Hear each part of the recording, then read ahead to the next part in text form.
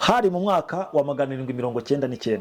yego Umuntu witwa Charlemagne aricara aratekereza. Amaze gutekereza aravuga ngo abona hariho uburyo abayobozi bajyagaho, ariko umuntu akayobora bitewe n'uko atekereza uko yavutse. yego Noneho hakajyaho abayobozi badafite indangagaciro zikwiriye. yego Ugasanga nta ndangagaciro, ugasanga nta bumenyi, ugasanga ayobora mu muco w'iwabo, mu rugo rw'iwabo, ariko ntabwo ayobora ibintu bisa n'uko sisiteme yakabaye yubatse. yego Ugasanga niba umuntu ari uwo mu majyepfo ayobora ibijyanye n'uko mu majyepfo batekereza, ariko akibagirwa ko n'iburasirazuba abayobora kandi bafite uko batekereza. yego Charlemagne rero mu mwaka wa 799 mbere y'ivuka rya Yesu Kristo niwe yaje gutekereza, abona yuko ari ngombwa ko bashyiraho uburyo bwo gutegura abayobozi babereye kandi bafite ubumenyi n'ubuhanga bukwiriye kuba umuntu ari umuyobozi koko. Nuko yaje gushyiraho uburyo bw'ishuri ariko bwo gutegura abantu bazaba abayobozi kugira ngo babe bateguye bihagije, babe bafite indangagaciro zikwiriye, babe bafite umuco ukwiriye na discipline nyayo. yego Ubwo rero Charlemagne nuko yaje kwicara mu mwaka wa 799 ashinga icyitwa ishuri, abantu batangira kwiga, na bugingo n'ubu ishuri tukaba tukiririmo. Julius Caesar. Julius Caesar. yego Uyu mugabo aricara abona abantu bamwe baruhuka igihe bashakiye, abona abandi bakajya gukorera igihe bashakiye, abona mbega ibintu nta gahunda bifite. Abona isi cyangwa se igihugu yari arimo icyo gihe, kubera ko buri abantu benshi babaga mu isi mu gihugu cyabo bakaba bazi ko ari isi igarukira. Ariko yicaye abona ibyo bintu ni desordre, abona nta murongo bifite, abiha umurongo, arangije aricara aratekereza, afata umunsi wa mbere awita ko ari wo wa mbere, icyo bita rendi. yego Aravuga ngo iki kintu cyitwa rendi niwo munsi wa mbere utangira icyumweru. yego Hari mu mwaka wa 43 mbere y'ivuka rya Yesu Kristo. yego Aho niho umunsi wa mbere watangiye kwitwa ku wa mbere utangira icyumweru. yego Abantu benshi rero ntago bari babizi. Abenshi bagenderaga ukumva abadivantiste bafitanye ikibazo n'abandi bakristo ndetse n'abandi baturanye nk'abayisilamu n'abaki, ngo ntibaruhuka isabato. Shuri we yaje ari ukugira ngo atreninga abayobozi bagire bo kuyobora. yego Nta nubwo yatekereza ko abana bose baziga. Yumvaga ari ishuri ryo gutegura abayobozi gusa ngo bazayobora abandi ariko bafite icyo babaza. Ariko n'abantu babonye ari byiza barabihindura babigira ishuri buri wese agomba gucamo. yego Umwana wese agomba gucamo akaryibonamo. yego Ubwo ni urumva ko byagize ingaruka ku bantu batuye isi. Noneho uyu witwa Roberto waricara aratekereza ngo ariko abana ko bamaze gushyirwa mu mashuri, ubundi ni gute bajya bagira no mu ngo bakagira ibintu bakora, ntibagumye kwandagana ngo bajye kuzerera hirya no hino, ariko bafite ikintu kiboka ibye. Atekereza ikintu bita devoir cyangwa se homework mu Cyongereza, cyangwa se umukoro mu rurimi rw'Ikinyarwanda. Omora TV. Wahisemo gukurikira Omora TV, nanone turagarutse. Uyu munsi turi kumwe na Faustin, nanone ibiganiro byacu nakagaruka.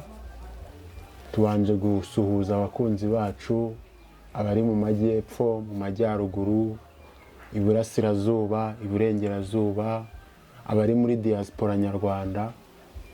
Mwese turabasuhuje, tubifurije amahoro y'Uwiteka Imana. Rero nkuko mubibona Faustin iyo ari hano aba yaduteguriye ibintu byinshi kandi byiza.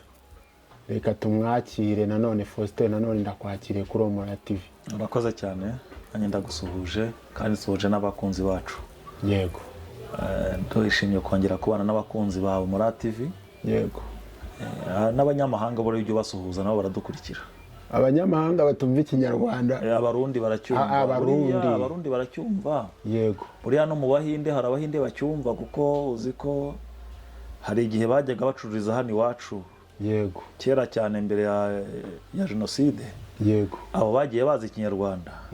Hari n'abazungu kandi kubera ukuntu u Rwanda ari rwiza n'ukuntu ikinyarwanda cyacu ari cyiza, hari n'abazungu bihatiye kurwiga bararumenya. yego Abo nabo rero tujye tubasuhuza, kandi ikoranabuhanga riri gutera imbere. byarabyoroheje na AI isigaye ituma bacyumva. Basigaye bafite ukuntu batwumva, buriya niyo mpamvu nabo ntukabasige tujye tubasuhuza. Hari n'ukuntu ngo dusigaye imbere twaprodingaga ibintu biri mu kinyarwanda, noneho kubera ko abantu abakozi ba YouTube ntibumvaga ikinyarwanda ntibamenye ibyo ari byo, ariko ubu ngubu usigaye ukora n'amakosa muri video waprodinze bakaguhana kuko ikinyarwanda basigaye bafite systeme yacu. Basigaye bacyumva kandi n'ururimi cyaragutse, kandi reka banarwige. U Rwanda rwacu ni rwiza, u Rwanda ni rwiza cyane, ikinyarwanda cyacu ni cyiza, kandi n'abanyarwanda ni beza, turi beza burya. ni ukuri. Kandi n'ibihugu duturanye Kongo, Burundi, Uganda, Tanzania, burya nabo bumva ikinyarwanda cyane. Yego, tujye tubasuhuza rero, nabo ntitukabibagirwe. turabasuhuje bose, nabo turabasuhuje, biyumvemo ikaze. Reka tuvuge ngo izi bakamirwa n'izigateke. Ni ukuri umwanzi ubanga arakameza urwiri mu rwina. nuko tuje kuganira rero. Yego, tuje kuganira. Wari uvuze ngo ibiganiro ni akagaruka, ahubwo iyi nyankunda bavuga ngo ni uruhererekane. ni uruhererekane. Nabyo ujye byongeraho burya byarushaho kumvikana neza. Yego, rero tuje kuganira kuri Omora TV. Twavuze ko tuganira ibiganiro bishingiye ku mateka, umuco, uburere ndetse n'ubumenyi. Yego. Uyu munsi rero ndagira ngo tuvuge ku bintu abantu batari biteze ko turi buvuge. Yego. Reka mvuge ngo n'urwenya mu mateka. Urwenya mu mateka. Urwenya mu mateka.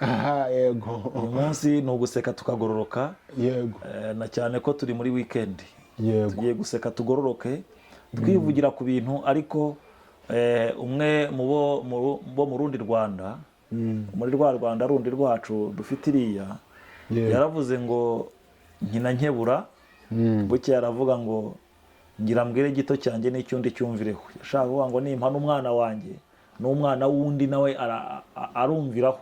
Ako kantu ngero gasubiremo. Yaravuze ngo ngira mbwire gito cyanjye n'icyundi cyumvireho. Ngira mbwire gito cyanjye n'icyundi cyumvireho. Iyo wavuze gito cyanjye wavuze umwana wanjye muto. Yego.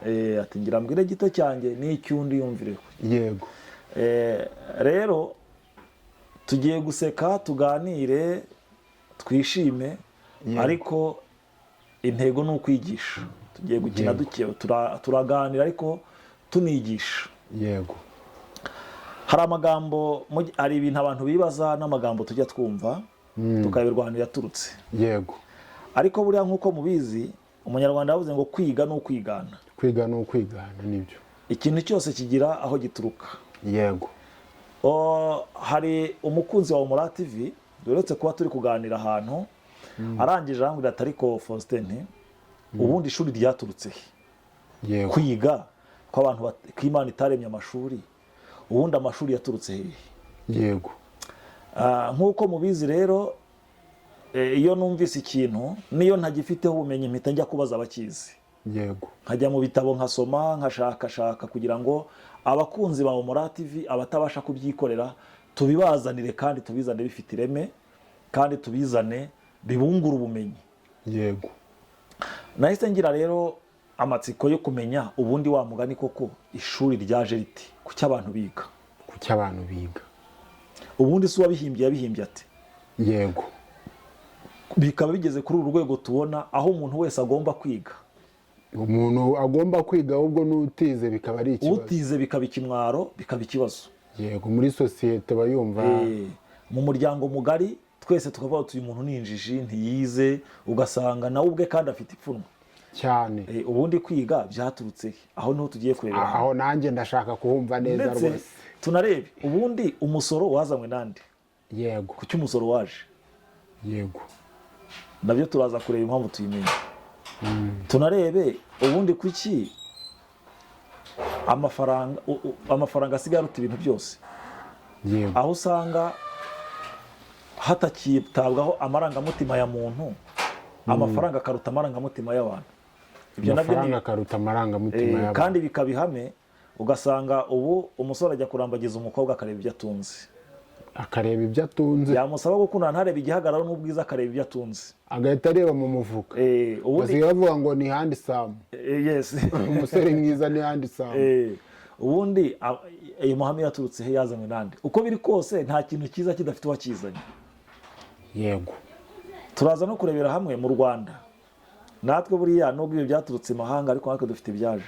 Turaza kureba hamwe ijambo interahamwe ubundi ryaturutse. yego, Ubundi se kuki zabayeho, zashinzwe nande? yego, Ibi byose turaza kubirebera hamwe muri iki kiganiro. yego. Tudatinze rero, ariko mbanze nibutse abantu, kubera ko uyu muyoboro wacu wa Humura TV usigaye ukurikirwa n'abantu benshi. Yego, Hari umuntu ushobora gukenera kwamamaza ibintu bye. yego. Turaza mu minsi mike tubamamarize mu minsi mike, bashyiriraho umurongo wa telefone yego, bajya bashakaho, bashaka kugira ngo tubamamarize ibintu byabo bakora, yego, kuko uyu murongo ukurikirwa n'abantu barenga 1,000,000. yego. Abo bantu rero ni isoko rikomeye. Ni isoko rikomeye cyane Umuntu rwose. wese ucuruza yakaba yatwegera tukamwamamariza. Yego, Abo rero turaza gushyiraho umurongo mu minsi mike bazajya bahamagaraho kugira ngo tubafashe. yego. Kandi umukobwa wabuze umuranga yaheze mwa nyina. Yaheze mwa nyina. Ndagira ngo rero tudatinze, Yego, hari mu mwaka wa 799, yego, umuntu witwa Charlemagne aricara aratekereza. Amaze gutekereza aravuga ngo abona hariho uburyo abayobozi bajyagaho, ariko umuntu akayobora bitewe n'uko atekereza, uko yavutse. yego, Noneho hakajyaho abayobozi badafite indangagaciro zikwiriye. yego, Ugasanga nta ndangagaciro, ugasanga nta bumenyi, ugasanga ayobora mu muco w'iwabo, mu rugo rw'iwabo, ariko ntabwo ayobora ibintu bisa n'uko sisiteme yakabaye yubatse. yego, Ugasanga niba umuntu ari uwo mu majyepfo ayobora ibijyanye n'uko mu majyepfo batekereza, ariko akibagirwa ko n'iburasirazuba abayobora kandi bafite uko batekereza. yego, Charlemagne rero mu mwaka wa 799 mbere y'ivuka rya Yesu Kristo niwe yaje gutekereza, abona yuko ari ngombwa ko bashyiraho uburyo bwo gutegura abayobozi babereye kandi bafite ubumenyi n'ubuhanga bukwiriye kuba umuntu ari umuyobozi koko. Nuko yaje gushyiraho uburyo bw'ishuri ariko bwo gutegura abantu bazaba abayobozi, kugira ngo babe bateguye bihagije, babe bafite indangagaciro zikwiriye, babe bafite umuco ukwiriye na discipline nyayo. yego. Ubwo rero Charlemagne nuko yaje kwicara mu mwaka wa 799 ashinga icyitwa ishuri, abantu batangira kwiga, na bugingo n'ubu ishuri tukaba tukiririmo. Urumva ko uyu mugabo Charlemagne ikintu yatekereje cyaje guhindura isi. Yego. Na bugingo n'ubu umuntu utize tumubona ko ari abantu benshi bamubona ko ari injiji, banamwita injiji witinya kubivuga, bakabona ko ari umuntu ntabwo nge mwita injiji kubera wenda amateka igihugu cyacu cyanyuzemo. Hari abantu bakumva ko bahindutse injiji, ariko abasosiyete kuri kino gihe iyi sosiyete, iyi generasiyo turimo, kubona umuntu utarize, utazi gusoma, utazi kwandika, yitwa injiji kubera ko we ntabwo yabujijwe amahirwe yarahawe ngo ntiyayakoresha. Injiji rero ni umuntu wese utabyaza amahirwe, utabyaza umusaruro amahirwe abonye. Yego. Uko rero ariko mbereho mu gihe gihise, kubera ingaruka z'ivangura ryaranze igihugu cyacu, tuvuze ko umuntu ari injiji twaba dukosheje. Hari ababujijwe kwiga amahirwe yo kwiga n'amateka twanyuzemo, ariko muri iki gihe tugezemo umuntu utabikora yaba ari injiji. Uko rero niko Charlemagne yicaye aratekereza, aravuga ati dushinga ishuri dutegura abayobozi bakwiriye, bafite indangagaciro na kirazira bikwiriye umuntu koko ukwiye kuba ayobora abandi.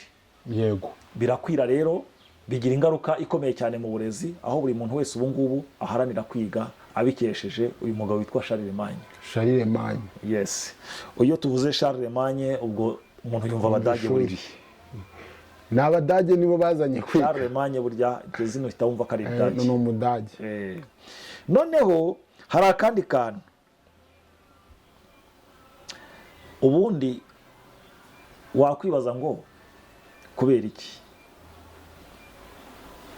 kuwa mbere ari wo munsi wo gutangira icyumweru? Ibyo byaturutse kuwa mbere. ubundi bakavuga ngo ku wa mbere ubwo nitugeza ku cyumweru kizaba gishize. yes, tuzava ku wa mbere tugeze ku cyumweru, ahita ku munsi wa karindwi ku cyumweru. Ubundi ibyo byazanywe nande? Icyo ni ikibazo undi mukunzi wa Mura TV nawe yibajije. Yego. Nanjye rero mpita njya mu bitabo ndasoma, murabyumva icyo gihe sinari ndiho, ariko hari mu mwaka wa 43 mbere y'ivuka rya Yesu, cyangwa se Yezu nk'uko abantu babivuga, cyangwa se mu mwaka wa 43 mbere y'ivuka rya Yezu, cyangwa Yesu, cyangwa Isa nk'uko abayisilamu nabo babivuga. Yego. Umugabo yari umwami witwaga Julius Caesar. Julius Caesar. Yego. Uyu mugabo aricara abona abantu bamwe baruhuka igihe bashakiye, abona abandi bakajya gukorera igihe bashakiye, abona mbega ibintu nta gahunda bifite. Abona isi cyangwa se igihugu yari arimo icyo gihe, kubera ko buri abantu benshi babaga mu isi mu gihugu cyabo bakaba bazi ko ari isi igarukira. Ariko yicaye abona ibyo bintu ni desordre, abona nta murongo bifite, abiha umurongo, arangije aricara aratekereza, afata umunsi wa mbere awita ko ariwo wa mbere, icyo bita rendi. Yego. Aravuga ngo iki kintu cyitwa rendi niwo munsi wa mbere utangira icyumweru. Yego. Hari mu mwaka wa 43 mbere y'ivuka rya Yesu Kristo. Yego. Aho niho umunsi wa mbere watangiye kwitwa ku wa mbere utangira icyumweru. Yego. Abantu benshi rero ntago bari babizi. Abenshi bagenderaga ukumva abadivantiste bafitanye ikibazo n'abandi bakristo ndetse n'abandi baturanye nk'abayisilamu n'abaki ngo ntibaruhuka isabato. Yego. Ariko mu by'ukuri ntawe uzi ngo isabato ni ryari. Icyo tuzi ni uko uyu muntu witwa Julius Caesar yafashe umwanya aricara aratekereza mu minsi yarebaga, avuga ati uyu munsi ni kuwa gatatu undi akavuga kuwa gatanu, bimega umuntu akabifata uko abyumva. Ariko aricara abihereza umurongo aravuga ngo oya, rendi niwo munsi wa mbere utangira icyumweru. Urumva ko uyu mugabo nawe yagize impinduka, yagize umumaro, cyangwa se yagize hari ingaruka ze zikiriho abantu turimo, kuba yarahinduye isi. Hari ikintu yahinduyeho isi abantu twese tukibonamo uyu munsi, ari umunsi wa mbere utangira icyumweru. Yego. Umuntu akabaho ngaho akavuga ati uyu munsi ni kuwa mbere, agakora kuwa kabiri, kuwa gatatu, yageza kuwa gatandatu akaruhuka, nuko abanywa ka kantu gahiye bakakanywa, bakabyuka bananiwe bati aha ni kuwa mbere. Abanyamahanga bakabyita ngo ni rendi yose, cyangwa se umunaniro wa weekend. Ngo ni rendi yose. Urumva ko uyu muntu nawe yagize itafari ashyiraho kugira ngo uyu munsi tube tubona isi iteye ku nguko iteye. Yego. Hari undi muntu rero nawe wazanye ibintu bikomeye. Twabonye ko Charlemagne yashinze ikintu bita ishuri.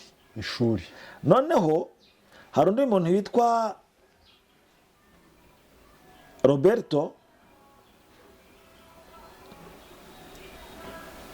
we yaricaye abona abanyeshuri bariga, ariko bagera mu rugo bakicara ntibagire icyo bakora. Yego. Abonye batagira ikintu bakora bavuga ngo ariko aba bana ni iki twakora cyatuma batagumya kujya bagera mu ngo bakandagara hirya no hino. Yego. Uyu mugabo niwe wazanye ikintu bita devoir, cyangwa se umukoro wo mu rugo. Umukoro wo mu rugo. Nuvuga ngo uwazanye kwiga ntabwo ari we wazanye ibyo gukora. Uwazanye ishuri iwe yaje ari ukugira ngo atereninga abayobozi bagire bo kuyobora. Yego. Nta nubwo yatekereza ko abana bose baziga. Yumvaga ari ishuri ryo gutegura abayobozi gusa, ngo bazayobora abandi ariko bafite icyo babaza. Ariko n'abantu babonye ari byiza barabihindura, babigira ishuri buri wese agomba gucamo. Yego. Umwana wese agomba gucamo akaryibonamo. Yego. Ubwo ni urumva ko byagize ingaruka ku bantu batuye isi.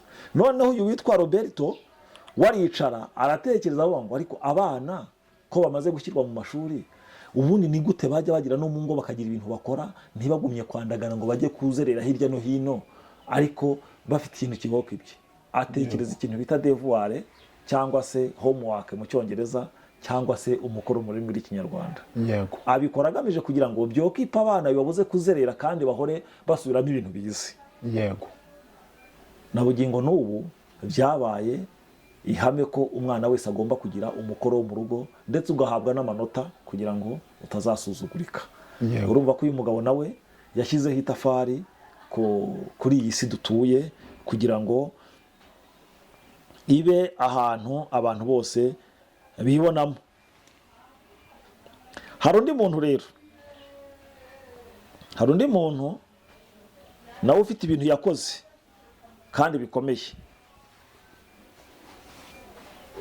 Uyu muntu nubwo yatangije devoir, yego, nababwiye ngo uyu munsi turaseka n'urwenya mu mateka. yego, Uyu muntu nawe witwa Confucius. Confucius nawe ni umuhanga cyane, umugabo w'igitangaza. Nawe yaricaye aratekereza, ariko hariho ishuri, abantu bariga, hariho n'umukoro, hariho n'umukoro. Ubundi twakora iki? Ubundi kuki birangira bityo? Kuko umurumva umuntu yarigaga bakamuha imikoro agakora, bakamuha amanota akitahira. yego, Ariko arangira aratekereza avuga ngo ariko ibi nabyo nibyo. Hanyuma uwo muntu tukavuga ko yateguwe kujya mu kazi. yego, Ubundi yaza akajya mu kazi, ariko se kuki bagera mu kazi tukabona n'ubundi nta kintu bafite? Ubundi saba abantu batoranywa bate? Kuki bava mu miryango imwe? Aricara aratekereza ngo umwana ahita atekereza ikintu bita ikizamini. Confucius nawe mu mwaka wa 605 mbere y'ivuka rya Yesu, yego, nawe yaricaye aratekereza, ahimba ikintu bita ikizamini. Aravuga ngo buri muyobozi wese ukwiye kujyaho akwiye guca mu kizamini. yego. Ikizamini kigera no mu mashuri yose. Ikizamini umuntu akaza agakora, bakareba ko ibyo yize muri rya shuri Charlemagne yashinze, muri rya shuri Roberto yashyizemo devoir, akaba ati uyu muntu niba koko yarabyumvaga nakora ikizamini atsinda abandi, nabarusha ajye mu kazi. Yego, Kandi hakurikijwe ibyo yahuguwe, ibyo yize, yego, ajye mu kazi. Nuko babonye ari byiza rero babishyira no mu mashuri, bati burize ni gute umwana wese atsinda. Umwana wese ajya agaragaza ko yatsinze ariko akoze ikintu bita ikizamini. ikizamini. Ikizamini kiba ikizamini na bugingo n'ubu kiracyitwa Ikizamini. N'ubu ikizamini utagikoze ntiwajya mu kazi kandi ntiwabona diplome yemeza ko wize. N'umwaka ntiwawuvamo ngo ujye mu Ntiwawuvamo ngo ujye mu wundi. yego, Niko rero uyu mugabo bita Confucius nawe mu mwaka wa 605 mbere y'ivuka rya Yesu yaje kugira ate guhimba icyitwa ikizamini, kirafata na bugingo n'ubu kiracyagira ingaruka, kiracyaraza abantu bicaye biga uburyo bazakora ikizamini. yego, Uwo nawe urumva ko hari umusanzu yashyizeho mu gushyiraho itafari ku nyubako tugenderaho uyu munsi ariyo si dutuye. yego, Hariho undi mugabo rero nawe witwa Adam Smith. Uyu mugabo arazwi, iyo tumuvuze abekonomiste baramwumva cyangwa se abize ubukungu cyane. Adam Smith yaravuze ngo hagati y'urukundo cyangwa se y'amarangamutima, ari kuko urukundo n'amarangamutima, hagati y'amarangamutima cyangwa urukundo n'amafaranga niki kiruta ikindi? hagati y'urukundo, amarangamutima n'amafaranga. Urukundo n'amarangamutima. Urukundo n'amarangamutima. Hagati yabyo N'amafaranga. n'amafaranga niki kibanza mbere ya byose? Yego, Abantu baricara baratekereza, bamwe bajya impaka bati amarangamutima niyo ya mbere, abandi bati amafaranga. Ariko Adam Smith arababwira ngo oya, muribeshye, burya habanza amafaranga. habanza amafaranga. Arababwira ngo iyo umuntu agiye gushaka umugore amushaka mu muryango wifite kugira ngo nagira ikibazo bazamusove cyangwa se bazamurwaneho. Iyo umuntu agiye gushaka umugabo areba ku muntu uzabasha guhaza ibyifuzo bye. yego, Abandi barabaza ngo harya ubwo habanza iki? Basanga koko habanza amafaranga mbere y'urukundo cyangwa se amarangamutima. Abagabo bari abahanga cyane. Uyu mugabo yari umuhanga cyane kuko hari n'amateoriye ku bantu biga ibijyanye n'ubukungu bajya biga, nawo ndabizi ko ayo mateori n'amaprincipe birahari by'uyu mugabo witwa Adam Smith, akaba umunyamerika. Noneho rero hari undi muntu nawe wakoze ibintu bikomeye,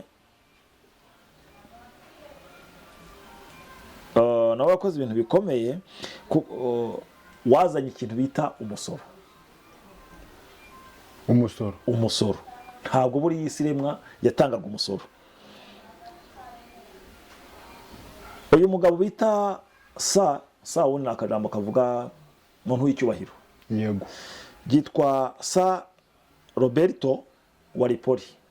yego, Uyu mugabo nawe yaricaye bakabona leta zirakennye, yego, nta mafaranga ntaki, aravuga ngo ni gute leta yajya ishyira mu bikorwa ibyemezo yafashe cyangwa se imishinga ya guverinoma, ni gute yajya ishyirwa mu bikorwa. yego, Ese ko ibihugu birwana intambara, ni gute igihugu cyakibona amafaranga gishora mu ntambara cyangwa mu gisirikare?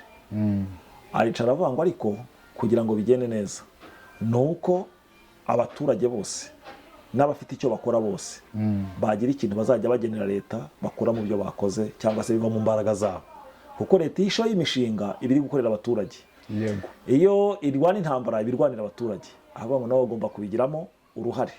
yego, Arangije ahimba ikintu bita umusoro. yego, Yahimbye umusoro agamije gushakira leta amafaranga yo gushyira mu bikorwa imishinga yayo ndetse no kugira ngo irwane intambara kandi ibashe kuzitsinda. yego, Uyu muntu yita Roberto Walpole nawe ashinga akora icyo bita umusoro gutyo ugamije gukusanyiriza leta amafaranga, ariko na bugingo n'ubu umusoro uracyasabwa kandi uracyatangwa kandi uracyagira n'umumaro.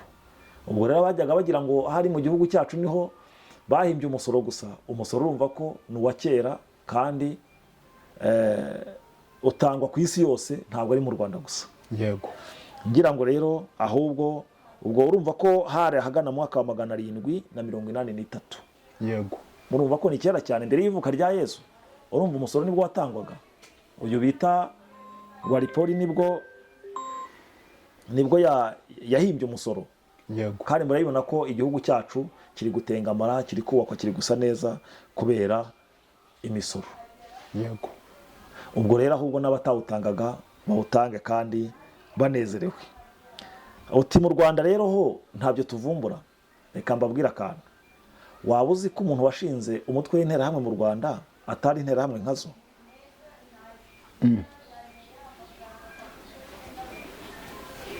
Wambaza uti tubwire. tubwire twumve. Ndakotinga cyangwa se ndasubiramo ibintu byavuzwe n'umuntu witwa Ministre Vincent Biruta.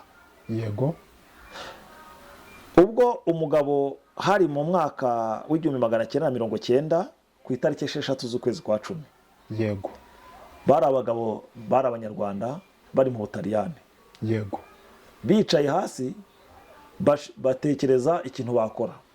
yego, Uwitwa Katabarwa Andere yari n'umuntu wacitse ku icumu, yego, ntabwo yari interahamwe. yego, Aricara aratekereza ashinga umutwe w'interahamwe, yego, ariko awushinga utari mu ntego z'iby'interahamwe zakoze. yego, Oya, ntabwo uwo mutwe wari urimo ibyo wakoze, awushinga intego ze ntabwo zari ziri mu byo interahamwe zakoze. yego, Ahubwo yumvaga ko ari abasore bazafasha leta mu gucunga umutekano. yego, Ngira ngo kuri ibi twavuze abantu bose bumve ko akenshi cy'ibintu uwagiye atekereza ikintu hari abantu bagiye bagifata bagikoresha mu buryo butari bwo. yego, Ni nabwo rero uyu mugabo witwa Andre Katabarwa yaje gushinga umutwe bawita interahamwe, bawushakira izina bawita interahamwe, ariko ntabwo intego zabo kwari ukugira ngo bazakoreshe jenoside. yego, Oya, aho kwari kugira ngo bafashe leta mu bijyanye n'umutekano yego, mu nzego z'ibanze. Arangije rero kuwushinga, birumvikana ko muri 1990 ababarirwaga mu gice cyitwaga cy'abatutsi baratotejwe. yego, Nibwo yaje kwamburwa ububasha kuri uyu mutwe witwaga interahamwe. yego, Abambuweho ububasha bawukoresha ibyo utari washyiriweho. yego, Ubwo urumva ko nawe yaratotejwe, biba ngombwa aranahunga, yego, ariko abo yari igikorwa yari yasize akoze baragitwara bagikoresha ibyo kitagenewe. yego, Uko niko nawe na bagenzi be bari mu Butaliyani baje gushinga uyu mutwe w'interahamwe. yego, Bawushingira gukora ibyiza, ariko nyuma abayobozi bari babi bawukoresha ibyo utagenewe gukoreshwa. yego, Aha ndakotinga Ministre Vincent Biruta, ibi yabivuze ku gihe cy'ikiriyo ubwo uyu Katabarwa Andre yari yapfuye. Mu gihe cye cyo ku kiriyo nibwo Ministre yabivuze. yego, Ndetse amateka ye avuga ko we yajyaga kuko yari umugwizatunga, birumvikana ntabwo umuntu nk'uwo yari yoroheje. yego, Bavuga ko mu mishinga ye yakoreshaga abatutsi benshi, yego, ndetse bakanamuhamagaza cyane kugira ngo asobanure uburyo aha abatutsi akazi. yego yarangiza akababwira ati jyewe mbaha akazi kubera yuko bagashoboye kandi noneho kubera yuko mwe mwanze kubaha akazi yego njye rero ndakabaha kuko mwebwe mwakabimye. Birumvikana yuko uyu muntu yari umuntu w'imfura ariko igitekerezo cye baza kugikoresha mu buryo butanoze. yego Ariyo mpamvu ngira ngo nanisabire leta y'ubumwe, leta yacu y'u Rwanda, kugira ngo ibihangano by'umuntu bongere kubishakira umutekano uhagije. yego Urumva ko uyu muntu iki mpamvu cyakoreshejwe mu nyungu za bamwe mu bayobozi babi bakagikoresha nabi uko bitari bikwiriye. yego Ubwo rero na n'uyu munsi umusaza yaritahiye, ahandi yatashye nta cyaha dufitiye, nta deni adutwariye, umusingi we yarawubatse. yego Urakoze cyane. Kereka niba hari ikibazo gisigaye wabariza abakunzi ba Humura TV, cyangwa se niba hari ikindi muri comment cyaba kirimo nacyo tukagisubiza. yego reka mbanze ngushimire cyane Faustin, ikiganiro cyiza umaze kutugezaho. Aya mateka ari ibintu tujya twibaza, ariko nanone nkibaza ese wenda sinzi niba hari amakuru waba bifiteho.